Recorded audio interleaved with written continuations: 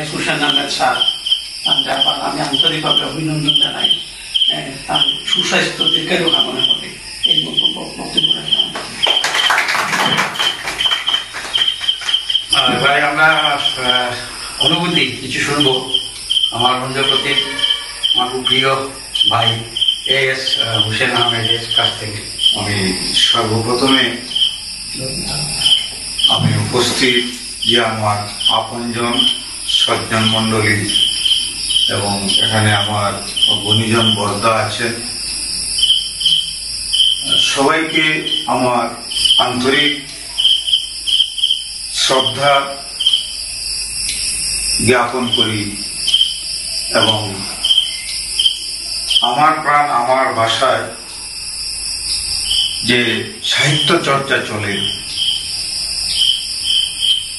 সেখানে সেই গুণীজন ফণীগোপাল নাথ আর সঞ্জীব বৈদ্য শিক্ষক, আমার দাদা সিদ্ধার্থ শেখর পাল চৌধুরী, আমার স্কুলের ভারপ্রাপ্ত প্রধান শিক্ষক মনোজ কুমার রায়, প্রাথমিক স্বাস্থ্যকেন্দ্রের একনিষ্ঠ চাকরিজীবী অসীম দর এবং আমাদের চতুরঙ্গ নাট্য সংস্থার সম্পাদক, প্রাক্তন সম্পাদক সুরজিৎ সেন মান্না, সবাই যে সম্মিলিতভাবে আমাকে একটা স্বর্গীয় আবেগ দেওয়ার চেষ্টা করেছেন, যে কথাটা আমার সঞ্জীব বৈদ্য স্যার উল্লেখ করেছেন, আজকের এই অনুষ্ঠান আমার কাছে অন্য একটা মাত্রায় পৌঁছেছি। যে আমরা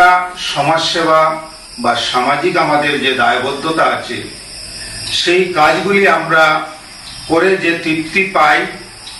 এবং তার মূল্যায়নে যে একটা স্বর্গীয় তৃপ্তি আমরা ইহজগতে অনুষ্ঠিত করতে চেষ্টা করি এবং সেই অনুভূতি নেওয়ার চেষ্টা করি, সেটা এই বিশ্বে একটা বড় একটা পাওনা এবং একটা সুন্দর আসর অনুষ্ঠান। আমি বলতে পারি যে আমার বাসা আমার প্রাণের গুণজনরা আমাকে একটি নূতন অনুভূতি এবং উপলব্ধি দিয়েছেন, সেটাকে আমি পাথেয় করে আগামী দিন পথ চলার চেষ্টা করব এবং সবাইকে আমার অন্তরের অন্তঃস্থল থেকে অসংখ্য ধন্যবাদ, কৃতজ্ঞতা এবং শ্রদ্ধা সহ শুভকামনা জ্ঞাপন করি। এবারে আমি অনুরোধ করছি একই স্কুলের সহকর্মী হোসেন ভাই সহকর্মী, বর্তমানে প্রধান শিক্ষকের দায়িত্বে আছেন, আমাদের এই আমার ভাষা আমার প্রাণ যে একটা গ্রুপ আছে, এই গ্রুপের একজন সক্রিয় সদস্য, একাধারে কবি, শিক্ষক, বিজ্ঞান শিক্ষক এবং প্রধান শিক্ষক মনোজ কুমার রায়কে দু চারটি কথা বলার জন্য, কারণ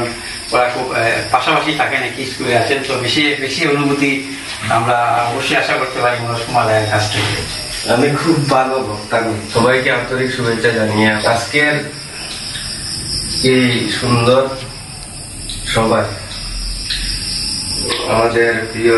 এস হোসেন আহমেদ স্যার, তিনি ওনার সাথে আমার দীর্ঘদিন থেকে একটা বন্ধুসুলভ আচরণ এবং তিনি গাইড হিসাবে আমার সাথে অনেক কিছু পরামর্শ দেন।